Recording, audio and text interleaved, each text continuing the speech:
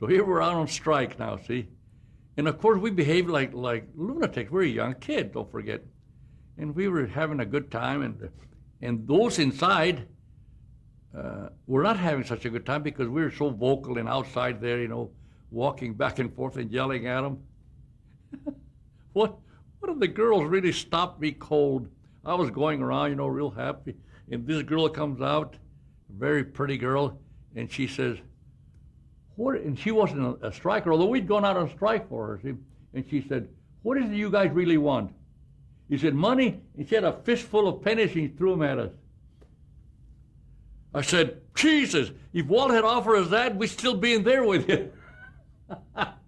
But anyhow, that was a kind of a strike it was at the beginning. See, it was very, very cheerful and noisy.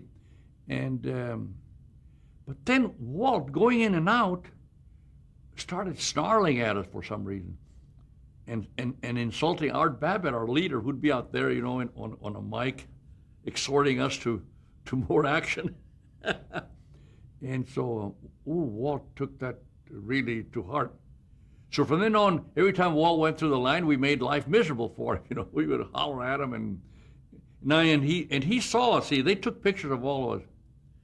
And whereas I had considered myself a good friend of Walt before, I could see that he took a dislike to me when he saw me, jumping around, and I don't blame him. The difference was this. Later on, when I met other producers, for example, Leon Schlesinger, we struck him, and you know what? We had a lot of fun and cusses at each other, but as soon as the strike was over, we became friends again. Not with Walt. He took it to heart, so I knew we had hurt his feelings. How dare we go out on strike against him? And so the strike lasted for like about 3 months. And Walt, of course, was in no spirit or friendliness or anything to make up with us. He just wanted to crush us. His brother, though, Roy Disney's a different kind of a man.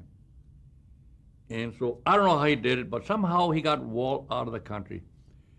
He encouraged Walt to go down to South America and do Saludos Amigos and do, a lot of research. While he was gone, Roy settled the strike. He says, guys, come back and forget all this nonsense. And so we did.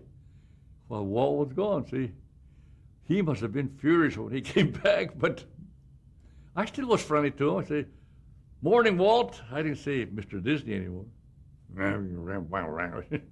He snarled a few words and keep on going, which was part of the fun. We're cartoonists, that was great.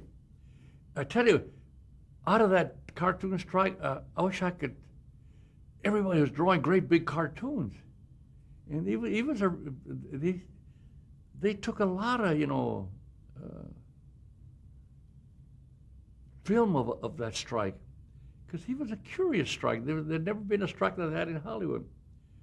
But I think Walt, again, with his personality and his backing of being such a hero, the average person in the street and the populace, how could you strike Walt? My gosh, he's a saint, a hero that makes all these beautiful things for our children.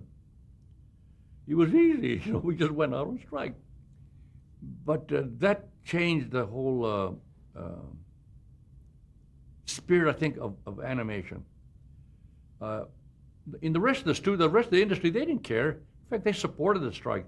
They used to come out there, and even in little planes, and encourage us, and they used to, at noon come out on the picket line with us or have lunch with us, because on the knob, where that hospital is, we used to call it the knob. That's where our strike camp was. We had a whole bunch of tents, and we had a kitchen, and what do you call it? A union of chefs or something. A union. They sent a cook up there to cook our meals. Wasn't that great? It was fun. So we picked up the camp and then went back to work.